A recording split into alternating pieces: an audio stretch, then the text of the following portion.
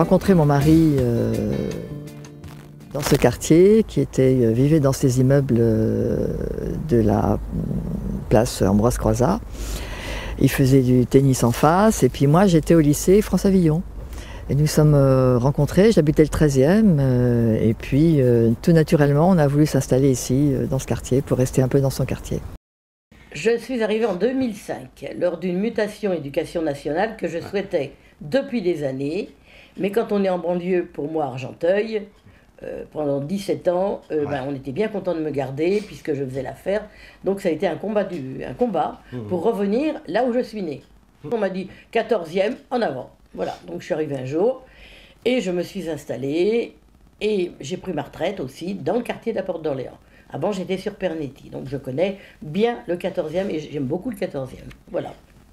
J'y vis depuis 22 ans bientôt, enfin un peu plus de 22 ans d'ailleurs, parce que mon fils a 21 ans, j'y étais déjà une année et demie avant sa naissance. Donc moi je venais du 8e arrondissement, donc j'avais un peu d'appréhension, j'avoue, de découvrir un autre arrondissement de Paris. Dans ma tête, j'étais dans le nec plus ultra, on va dire ça comme ça. Et venir dans le 14e, ça a été une belle découverte. Pourquoi avez-vous choisi la Porte d'Orléans? On était installé d'abord à Neuilly et on a eu une opportunité, on cherchait une autre affaire plus grande. Et voilà, on a eu l'opportunité et on a acheté avec mon mari il y a 15 ans.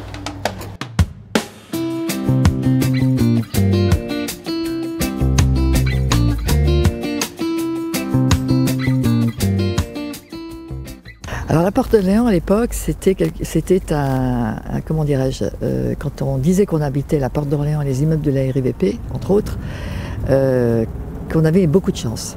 Voilà, que c'était des beaux immeubles des années 30, il y avait une très bonne ambiance de quartier, à l'époque, qui était très, très sympa. Alors à cette époque, je n'avais pas encore compris que mes ancêtres étaient là, avait une histoire avec le 14e. Mon arrière-grand-mère a été placée chez un bougnas, qu'on appelle, vous savez, ces cafés, fournisseurs de charbon, dans le 14e, rue du Château. Et j'ai su que mon grand-père, né pas sous X, mais enfant assisté, était le fruit d'un viol de ma grand-mère, mon arrière-grand-mère. Donc je suis très attachée au 14e, et c'est toujours avec une pointe de serrement de cœur que je passe 14e devant l'endroit, que je ne citerai pas et le numéro non plus. La découverte a été juste sympa, j'ai beaucoup apprécié le quartier, c'était un quartier calme, agréable. J'ai été très bien accueillie à l'époque par ma gardienne qui m'a bien intégrée dans l'espace de vie que je devais occuper. Et donc forcément, le quartier m'a plu. Le quartier m'a plu, j'ai visité les écoles, il y a tous les commerces à proximité. L'environnement était plutôt calme, plutôt serein. Moi qui me projetais dans ma future vie de maman, eh bien, je me suis dit, c'est très bien, je peux poser mes valises en toute sécurité. Alors c'est un quartier très vivant, c'était très agréable, une clientèle très sympathique, du passage, du local, avec beaucoup de transport à la Porte d'Orléans et du coup il y a un afflux énorme et voilà, c'était bien, je dis ça au passé parce que ce n'est plus pareil.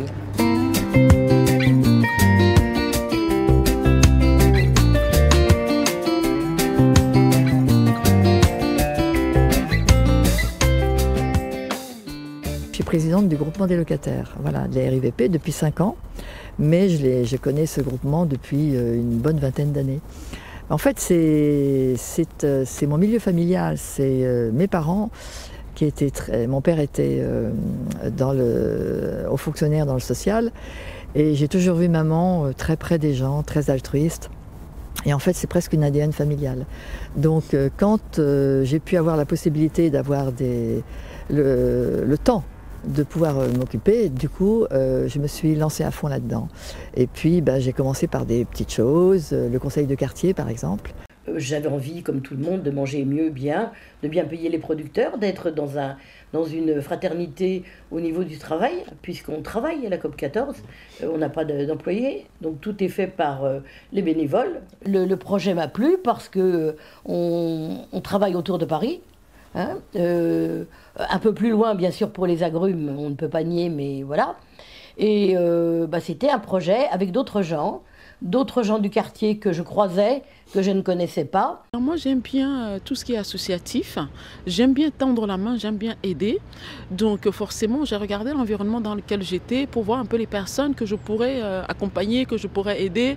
Notamment, c'est comme ça que j'ai rencontré Blandine, hein, qui elle, voilà, aime aussi, est dans le même état d'esprit que moi, qui aime apporter son aide, qui aime voilà, partager, qui est vraiment dans le sens du partage, de l'écoute.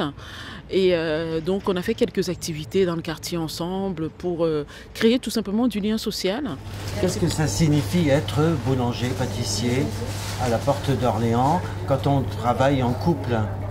Bah, déjà, c'est pas facile de travailler en couple, mais nous on fait ça depuis l'âge de 15 ans et 16 ans.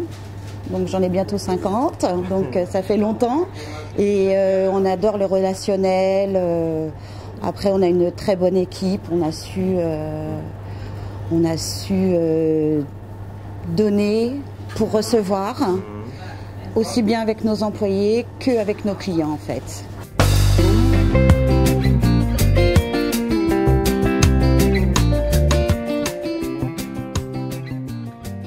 C'est une envie de partager avec les autres. C'est pas une envie d'être dans mon coin, j'aurais pu effectivement m'arrêter, aller au cinéma tous les jours, au théâtre, tranquille. Non, je sais pas, je suis peut-être un peu maso, j'en sais rien. Je sais pas. Mais ouais, j'ai besoin de m'intéresser aux autres. Ouais. Mon père faisait partie d'une fraternelle à Paris. Et de ce fait, si vous voulez, nous étions habitués à faire pour les autres, à travailler pour les autres, à être présent pour les autres. Et c'est ce que je continue, moi, dans le quartier. Alors, modestement, dans mon immeuble, un peu plus avec tout ce que je peux faire autour, dans la COP 14 aussi, là, récemment. Moi, je pratique le bénévolat. J'aide, si vous voulez, là où je peux aider, compte tenu de mon handicap. Mon credo, c'est d'essayer de faire une chaîne de femmes, on se tient toutes par la main et puis on se booste mutuellement, on s'accompagne, on se challenge et surtout celles qui veulent entreprendre, on essaie vraiment de faire en sorte que le business de chacun voit une percée, voilà, qu'on voit toute une éclaircie. Et vraiment mon rêve, c'est d'essayer de faire un vrai réseau, hein, un vrai réseau physique de personnes qui se connaissent, pas des choses virtuelles, et qu'on se challenge mutuellement et que nos entreprises mutuelles grandissent et soient pérennes dans le quartier. Ça veut dire donner et recevoir. C'est la solidarité, c'est de la relation? C'est beaucoup de relations, beaucoup de relations. Ouais. C'est oui, la solidarité aussi, parce qu'on est des humains, il n'y a pas que le travail. On peut parler de tout. Quand on voit que les clients ou nos employés ne sont pas bien, on les connaît maintenant. Donc du coup, ils se confient beaucoup à nous aussi. Donc oui, moi j'adore ce que je fais. J'adore.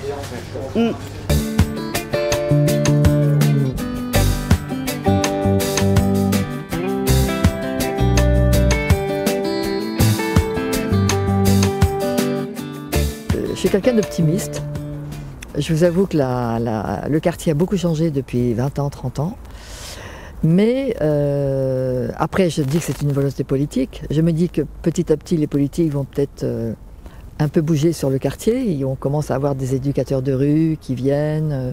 On commence à avoir des initiatives justement de la RIVP pour créer ce qu'on appelle des tiers-lieux pour les seniors. Voilà, il y a une agence pour les jeunes qui s'appelle Le Miroir qui s'occupe d'eux. Donc je me dis que voilà, et je crois beaucoup aux jeunes et voilà, je me dis que ce quartier peut évoluer malgré un petit moment. Ça fait 20 ans quand même qu'il végète un peu dans des problèmes d'incivilité, des choses comme ça, mais bon, ça devrait s'arranger. Je dirais que les incivilités qui dépassent les simples incivilités deviennent absolument intolérables et difficiles à supporter. Là, pour moi, maintenant, la Porte d'Orléans, c'est devenu une verrue dans le quartier. Du fait de la difficulté que tous les gens, piétons, voitures, vélos, ont à se trouver une place. L'homme peut s'améliorer, mais les parents, avec les enfants, il faut qu'ils aient l'œil. Hein. Et le bon oeil, et pas tolérer quoi que ce soit.